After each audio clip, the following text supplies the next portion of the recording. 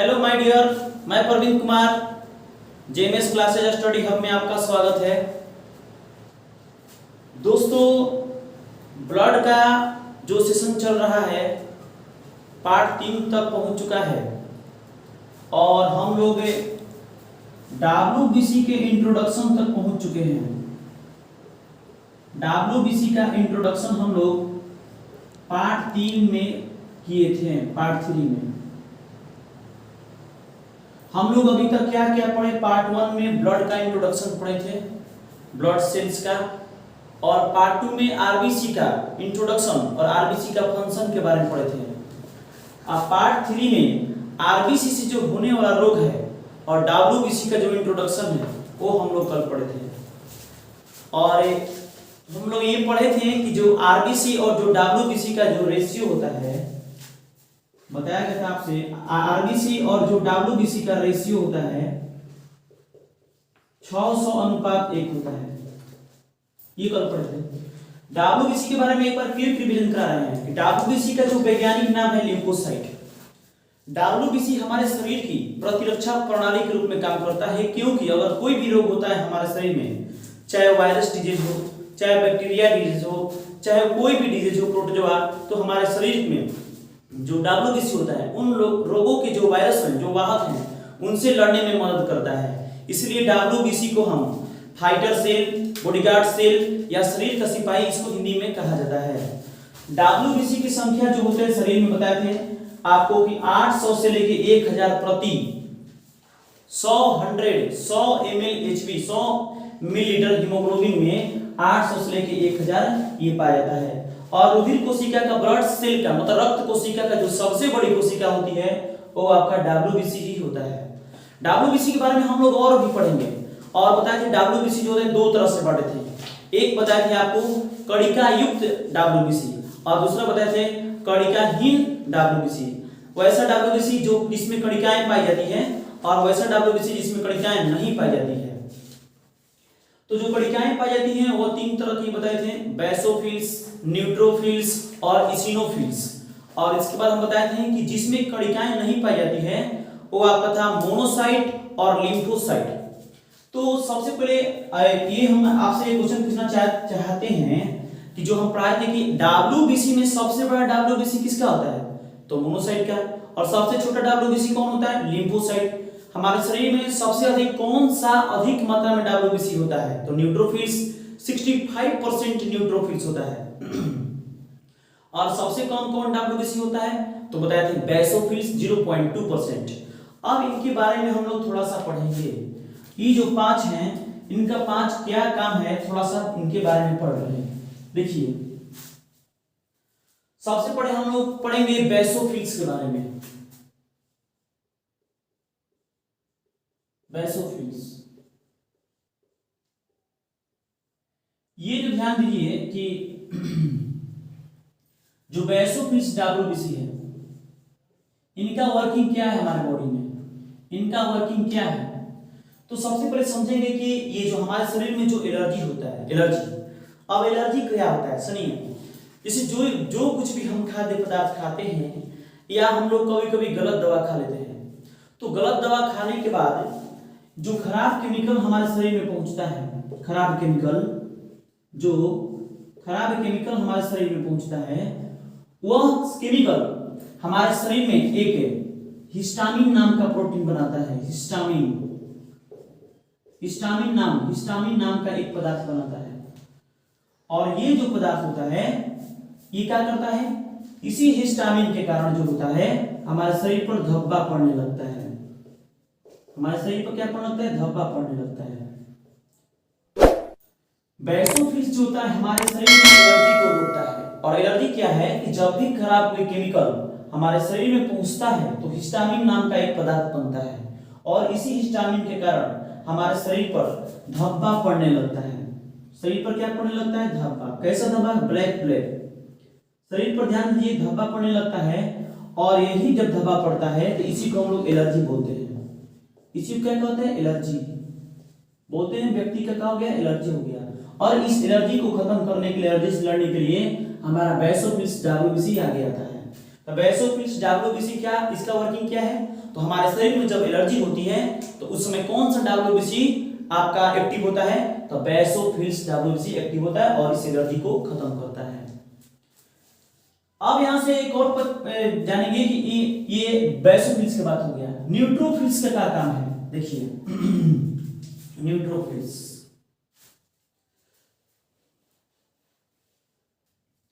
Neutrophils, neutrophils का क्या work है, न्यूट्रोफिल्स का क्या वर्क है, तो सबसे पहले हम ये समझेंगे न्यूट्रोफिल्स क्या होता है। तो हम बताते हैं हमारे शरीर में जो डब्ल्यूबीसी की जो सबसे अधिक मात्रा में न्यूट्रोफिल्स ही पाया जाता है, मैक्सिमम 65% पाया जाता है। तो न्यूट्रोफिल्स जो होता है ये क्या करता है कि जो भी हमारे शरीर में वैसा रोग जो जीवाणु से उत्पन्न होता है, जीवाणु से उत्पन्न होने वाले रोग, बैक्टीरिया डिसीज, जीवाणु से, जीवाणु जनित रोग, जो भी जीवाणु जनित रोग होते हैं, जो रोग जीवाणु से उत्पन्न होते हैं उन जीवाणुओं को खत्म करने का काम करता है न्यूट्रोफिल्स। न्यूट्रोफिल्स क्या करेगा, तो उन जीवाणु को खत्म करने का ये आपका काम करता है न्यूट्रोफिल्स से। आप देखिए कुछ जैसे जैसे माने पढ़ रहे हैं कि जीवाणु से उत्पन्न होने रोग कौन कौन हो, जैसे माने टाइफाइड हो गया, आपका हैजा हो गया, आपका प्लेग हो गया, डिप्थीरिया हो गया,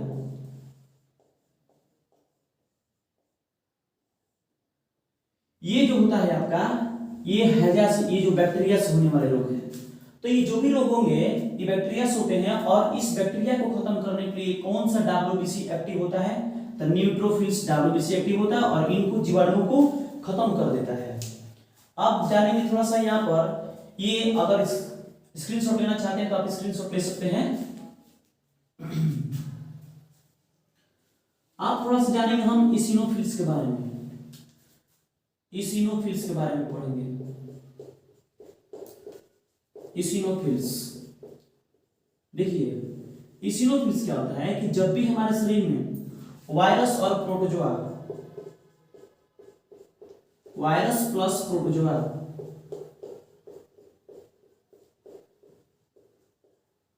वायरस और प्रोटोजोआ से जो भी होने वाले रोग हैं उन वायरस और प्रोटोजोआ से लड़ने में कौन सा डब्ल्यूबीसी एक्टिव होता है, तो इसिनोफिल्स डब्ल्यूबीसी आपका एक्टिव होता है। जैसे वायरस से रोग होने वाले कौन कौन होंगे, जैसे डेंगू हो गया, आपका रेबीज हो गया, आपका एड्स हो गया, और बहुत सारे रोग हैं। और यहां से प्रोटोजोआ से होने वाला कौन कौन रोग गया, जैसे यहां पर काला जार हो गया, काला जार जो होता है लिस्मानिया, लिस्मानिया प्रोटोजोआ से होता है। एड्स में भी बहुत में छोटी माता, चिकन पॉक्स, स्मॉल पॉक्स, ये सब जो होता है वायरस से ही होता है। और प्रोटोजोआ से होने वाले रोग कौन कौन है, काला जार हुआ, जो जिसको कौन सा प्रोटोजोआ, तो लिस्मानिया प्रोटोजोआ, ठीक है। और और यहाँ पर मलेरिया आपका हो गया, काला जार हुआ, मलेरिया हुआ, ये आपका जो है ये प्रोटोजोआ से होने वाले रोग है। तो जो भी रोग प्रोटोजोआ और वायरस से होते हैं उनसे लड़ने में कौन डब्ल्यूबीसी एक्टिव होता है, तो इसिनोफिल्स डब्ल्यूबीसी एक्टिव हो जाता है, यही डब्ल्यूबीसी एक्टिव होता है। तो बेसोफिल्स जो होता है एलर्जी के समय काम करता है, एलर्जी के समय।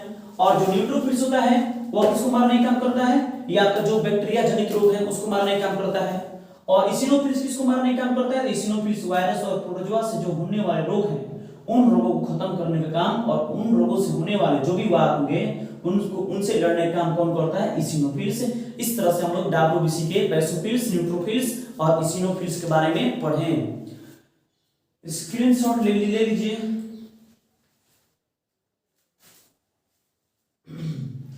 आप देखिए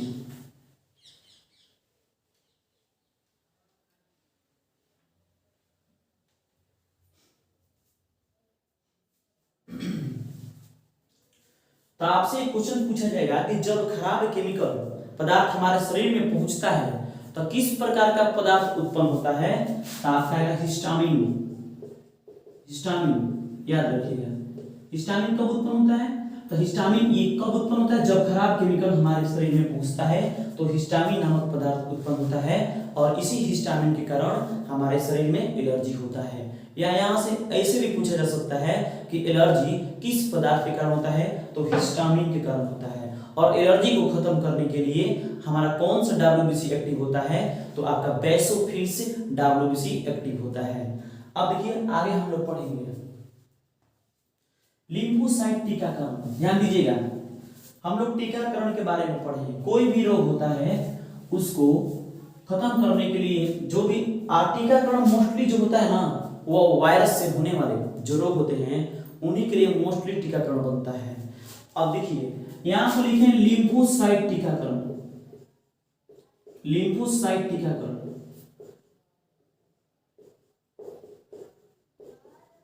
बात को समझिएगा कि ये क्या है। ये देखिए भविष्य में उत्पन्न होने, भविष्य में उपयोग होने वाला एक टीकाकरण है। इनका क्या काम है कि अगर कोई भी वायरस जनित रोग हमारे पास पहुंचते हैं, जैसे मान लिए कि पोलियो किस कारण होता है, वायरस के कारण। तो पोलियो अगर हमारे पोलियो अगर किसी व्यक्ति को होता है तो पोलियो वायरस उसके पास पहुंचते हैं। तो पोलियो वायरस पहुंचते हैं तो हमारे शरीर में एक मेमोरी सेल बनता है। देखिए हमारे शरीर में जो होता है एक मेमोरी सेल बनता है और मेमोरी सेल जो होता है इस वायरस को खत्म कर देता है। मेमोरी सेल जो होता है इस वायरस को क्या करता है, खत्म कर देता है। मेमोरी सेल क्या करता है, वायरस को खत्म कर देता है। वायरस को खत्म, कोई भी वायरस जो हमारे शरीर में जो रोग वायरस से होने वाला होगा तो जो भी हमारे शरीर में पहुंचता है तो मेमोरी सेल बनता है और मेमोरी सेल क्या करता है, वायरस को खत्म करता है। अब देखिए मेमोरी सेल कैसे बनता है, आखिर मेमोरी सेल बनता है कैसे, तो यहाँ पर समझने की कोशिश करेंगे मेमोरी सेल कौन कौन बनाता है। तो हमारे शरीर के जो सबसे बड़ी WBC है जिसका नाम है मोनोसाइट, और जो शरीर की सबसे बड़ी सबसे छोटी WBC है लिम्फोसाइट।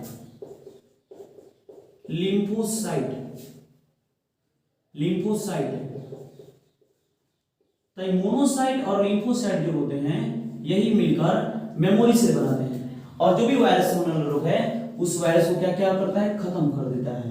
कौन, मेमोरी सेल। मेमोरी सेल किससे बनते हैं, मोनोसाइट और लिम्फोसाइट। मोनोसाइट क्या होता है, सबसे लार्ज होता है WBC, और ये क्या होता है, सबसे स्मॉल होता है WBC। यहां तक हम लोग पढ़े WBC का इंट्रोडक्शन और WBC के जो टाइप हैं उनका क्या फंक्शन है, क्या वर्किंग है, कब काम करेंगे, ये हम बताएं।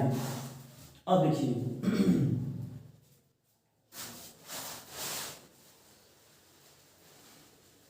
अब यहां पर हम जिस तरह से आपको कल पढ़ाए थे RBC की कमी से एनीमिया रोग उत्पन्न होता है और RBC की अधिकता से पॉलीसाइथेमिया रोग होता है और RBC के जीवन काल में कमी होने से थैलेसीमिया रोग होता है, उसी तरह से हम लोग यहाँ पर WBC के बारे में भी पढ़ेंगे। क्या हमारे शरीर में WBC बैलेंस होना चाहिए, तो हमारे शरीर में WBC बैलेंस होना चाहिए। देखिए कल बताए थे कि आपका RBC का जीवन काल लगभग 20 से 120 दिन होता है। लाइफ टाइम लाइफ सेशन ये किसका होता है, RBC का। उसी प्रकार WBC का जो जीवन काल होता है लगभग 2 से 4 दिन, लगभग 2 से 4 दिन होता है। किसका, WBC का।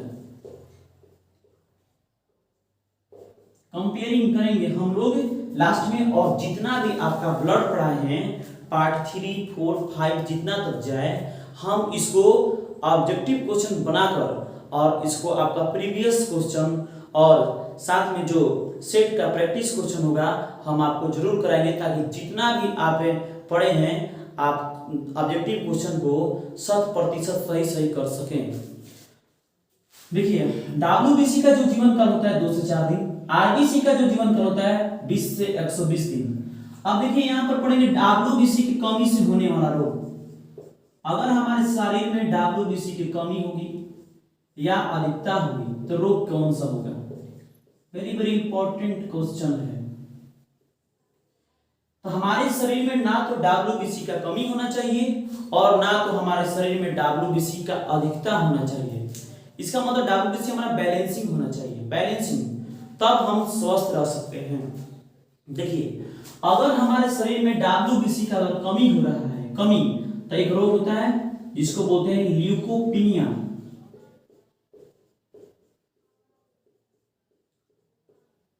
इसको बोलेंगे ल्यूकोपीनिया रोग। ल्यूकोपीनिया रोग कब होता है? WBC की कमी से होता है। इसमें क्या होता है कि जो हमारे शरीर का जो इम्यून पार्ट है, इम्यूनिटी पावर, जो हमारे शरीर की शक्ति होती है, जो हमारे शरीर की शक्ति, प्रतिरक्षा प्रणाली, जो हमारा शरीर जो काम करता है वह काम करना कम कर देगा। ल्यूकोपीनिया रोग से क्या हो जाएगा? हमारा शरीर की जो इम्यूनिटी पावर होगा वह कम हो जाएगा। क्या हो जाएगा? कम हो जाएगा। क्या होने से? शरीर में WBC की कमी होने से ल्यूकोपीनिया रोग होगा। कौन सा रोग होगा? ल्यूकोपीनिया रोग। और ल्यूकोपीनिया रोग में क्या होता है? हमारे शरीर की जो बॉडी की जो प्रतिरक्षा प्रणाली है, जो इम्यूनिटी पावर है, वह कम हो जाएगा। इसका मतलब शरीर सुस्त जैसा रहेगा, शरीर एनर्जेटिक नहीं रहेगा, हमको कोई भी काम करने में मन नहीं लगेगा। कब? जब WBC का कमी होगा। अब देखिए, अगर शरीर में हमारे WBC की अधिकता हो जाए, ध्यान दीजिएगा, अगर शरीर में हमारे WBC की अधिकता हो जाए, WBC अधिक भी नहीं होना चाहिए, क्योंकि अगर शरीर में WBC अगर अधिक हो रहा है तो बहुत भयानक रोग होगा जिसको बोलते हैं ल्यूकीमिया। ल्यूकीमिया रोग होगा। बहुत बार एग्जाम में पूछा जाता है ल्यूकीमिया रोग कब होता है? जब WBC की अधिकता हमारे शरीर में होती है। जब हमारे शरीर में WBC एक्सीड करता है, अधिक मात्रा में बढ़ता है, तो ल्यूकीमिया होती है। ल्यूकीमिया कैसा रोग होगा? तो ध्यान दीजिए, ये हमारा जो रोग होगा ये ब्लड में ही कैंसर उत्पन्न हो जाएगा, जिसको बोलते हैं ल्यूकीमिया रोग को ब्लड कैंसर। ब्लड कैंसर बोलते हैं ल्यूकीमिया रोग को। क्या बोलते हैं? Blood cancer. WBC की कमी से ल्यूकोपीनिया, जिसमें इम्यूनिटी, शरीर की प्रतिरक्षा प्रणाली कम हो जाएगा, और WBC की जो अगर अधिकता होगा तो वहां ल्यूकीमिया रोग होगा, और ल्यूकीमिया रोग से क्या हो जाएगा? ब्लड कैंसर होता है, जो बहुत एक डेंजरस डिसीज है, व्यक्ति का मौत भी हो सकती है। अब देखिए, ध्यान दीजिए, हम अब इसके आगे पढ़ रहे हैं कि अगर हमारे शरीर में WBC की मात्रा अधिक हो जाएगी तो होगा क्या? सबसे पहले तो होगा ल्यूकीमिया रोग। लेकिन ये ल्यूकीमिया रोग कैसे होता है, ब्लड कैंसर कैसे होता है, थोड़ा इसको जानने की कोशिश करेंगे। देखिए,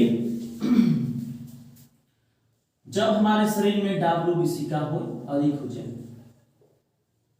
जब हमारे शरीर में WBC का हो जाए अधिक हो जाए, WBC की अधिक मात्रा क्या कर सकता है, समझेंगे यहां पर। देखिए, जब हमारे शरीर में WBC की मात्रा अधिक हो जाएगी तो आप सुने होंगे लाइसोसोम का नाम, लाइसोसोम। जब शरीर में WBC की मात्रा अधिक होगी तो लाइसोसोम के से एक एंजाइम निकलता है, और इस एंजाइम का नाम है हाइड्रोलाइटिक एंजाइम।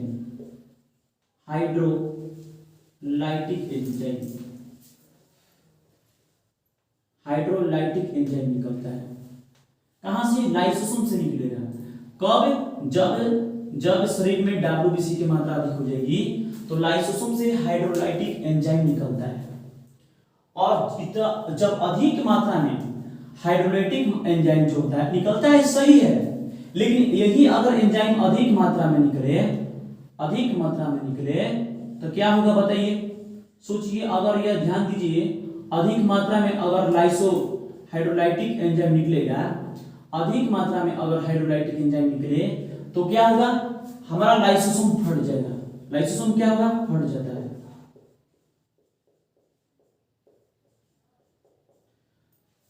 क्या बोले? WBC की अधिक मात्रा होने से लाइसोसोम से हाइड्रोलाइटिक एंजाइम निकलता है, और जब लाइसोसोम से हाइड्रोलाइटिक एंजाइम अधिक मात्रा में निकले तो लाइसोसोम हमारा फट जाएगा, और लाइसोसोम फटने पर क्या होगा? तो लाइसोसोम में लाइसोसोम जैसे ही फटेगा तो लाइसोसोम क्या करेंगे? जो भी, ध्यान सुनिए, ब्लड में RBC और WBC या प्लेटलेट्स, प्लेटलेट्स।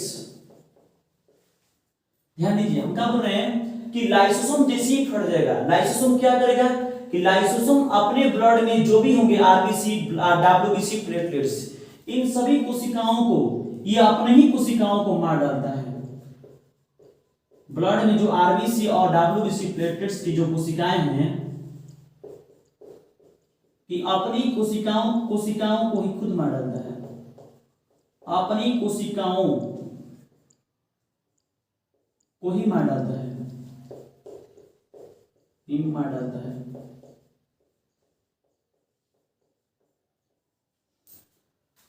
क्या बोले कि डब्ल्यूबीसी का अधिक मात्रा होने पर क्या होगा, लाइसोसोम से हाइड्रोलाइटिक एंजाइम निकलेगा। जब ये हाइड्रोलाइटिक एंजाइम अधिक मात्रा में निकलता है तो लाइसोसोम फट जाता है। फटने पर क्या होगा कि जो कुछ भी उसमें ब्लड का पार्ट होंगे, आरबीसी, डब्ल्यूबीसी, प्लेटलेट्स, लाइसोसोम जो है इन्हीं कोशिकाओं को, ये अपने ही कोशिकाओं को मार डालता है। इसीलिए मार डालता है, मार कर लाइसोसोम खुद समाप्त हो जाता है। इसीलिए लाइसोसोम को सुसाइडल बैग मतलब आत्महत्या की थैली कहते हैं, आत्महत्या की थैली। हम लोग पहले पढ़ रहे थे सिर्फ ये कि लाइसोसोम की आत्महत्या की थैली कहा जाता है, लेकिन क्यों कहा जाता है हम आपको ये बताएं। क्यों? क्योंकि ये जो है लाइसोसोम ये अपनी ही कोशिकाओं में जो ब्लड में आरबीसी, डब्ल्यूबीसी और प्लेटलेट्स होते हैं ये अपने ही कोशिकाओं को मार डालता है। इसीलिए लाइसोसोम को आत्महत्या की थैली कहा जाता है। ये वेरी वेरी इंपॉर्टेंट कॉन्सेप्ट है आपके सामने, आप इसको स्क्रीनशॉट कर सकते हैं।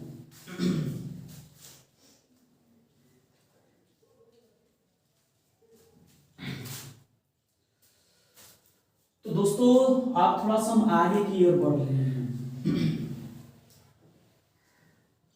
अब देखिए, वायरस से होने वाला एक भयंकर रोग होता है जिसका नाम है एड्स। लिख रहे हैं यहां पर एड्स। ये एड्स एक ऐसा रोग है जो व्यक्ति को सूखा कर देता है। इसका मतलब इस रोग में व्यक्ति को बचने की 0.0001% गारंटी होती है। व्यक्ति को बचना यहाँ इस रोग में नामुमकिन है। इस रोग का जो अभी दवा है, अभी इस रोग का दवा कोई भी इंस्टीट्यूट ने, कोई भी मेडिकल कॉलेज या साइंस डिपार्टमेंट ने अभी तक इसको शोध नहीं किया है। देखिए एड्स के बारे में थोड़ा सा पढ़ेंगे। एड्स का फुल फॉर्म पूछा जाता है, फुल फॉर्म पूछा जाता है एड्स का। एड्स का फुल फॉर्म होगा एक्वायर्ड इम्यूनो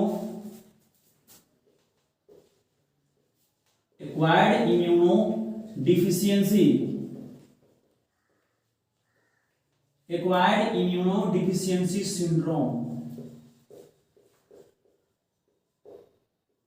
हम एक बार एग्जाम दे रहे थे तो हमारे एग्जाम में सिंड्रोम का अर्थ पूछा था कि एड्स का full form acquired immuno deficiency syndrome होता है। तो इसमें सिंड्रोम का अर्थ क्या होता है देखिएगा। ये जो सिंड्रोम है, ये सिंड्रोम का मतलब होता है रोगों का समूह, ग्रुप ऑफ डिसीज। इसका मतलब होता है रोगों का समूह। ये जो एड्स होता है ना, एड्स होने से सिर्फ है, एड्स अगर किसी व्यक्ति को हो गया तो वहां पर रोगों का भंडारा लग जाता है। बहुत प्रकार के रोग उसमें पैदा हो जाते हैं एड्स सिर्फ होने से। उसको सर्दी हो जाएगा, उसका बुखार तेजी से आएगा, उसका वजन में कमी हो जाएगा। तो इस तरह से इसका लक्षण होता है, इसीलिए सिंड्रोम नाम रखा गया। सिंड्रोम का अर्थ क्या होता है? ग्रुप ऑफ डिसीज, रोगों का समूह को सिंड्रोम बोलते हैं। अब देखिए जो एड्स होता है आखिर किस वायरस के चलते होता है, तो ध्यान दीजिए। अगर इसके वायरस के बारे में पढ़ेंगे तो इनका वायरस होता है HIV वायरस। इनका फुल फॉर्म जानेंगे हम लोग, ह्यूमन इम्यूनो डिफिशियंसी वायरस।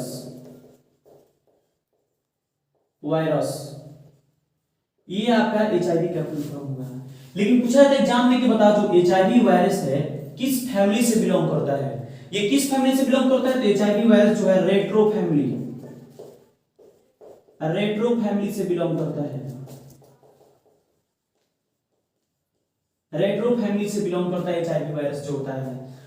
और जो एचआईवी वायरस जब हमारे शरीर में जब एड्स होता है तो इस समय जो एचआईवी का जो आहार होता है, इनका जो आहार होता है, इनका आहार WBC होता है। इसका मतलब जब एड्स होता है तो एड्स के जो एचआईवी वायरस हैं, एचआईवी वायरस जो है WBC को ही खा जाते हैं। अगर WBC को ही खा जाएंगे तो शरीर की प्रतिरक्षा प्रणाली, शरीर की इम्यून सेल कौन कराता है? आपका बॉडीगार्ड से WBC। और जब हमारे शरीर में WBC ही नहीं रहेगा तो हम शरीर की प्रतिरक्षा कैसे कर पाएंगे? इसीलिए व्यक्ति आसानी से इस रोग में क्या हो जाता है? मर जाता है। और वायरस के एड्स के फुल फॉर्म क्या हुआ? Acquired immune deficiency syndrome. Syndrome का मतलब होता है रोगों का समूह, ग्रुप ऑफ डिसीज। किस वायरस होता है? HIV virus. एचआईवी का full form immuno deficiency virus. और किस फैमिली से बिलोंग करता है एचआईवी? रेट्रो फैमिली से बिलोंग करता है। और ये एचआईवी का आहार क्या होता है? WBC। और इस समय क्या होता है? WBC की संख्या क्या होती है? घट जाती है एड्स के समय। सबसे पहले अगर बात करें, ध्यान दिए, एचआईवी वायरस सबसे पहले कहां देखने को मिला? तो 1981 में दक्षिण अफ्रीका, 1981 में दक्षिण अफ्रीका एक बंदर में देखने को मिला। कहां मिला? दक्षिण अफ्रीका में एक बंदर। और बंदर का नाम क्या था? रीसस बंदर। रीसस जो एक रीसस बंदर था, ये बंदर की प्रजाति, बंदर का प्रजाति का नाम है रीसस।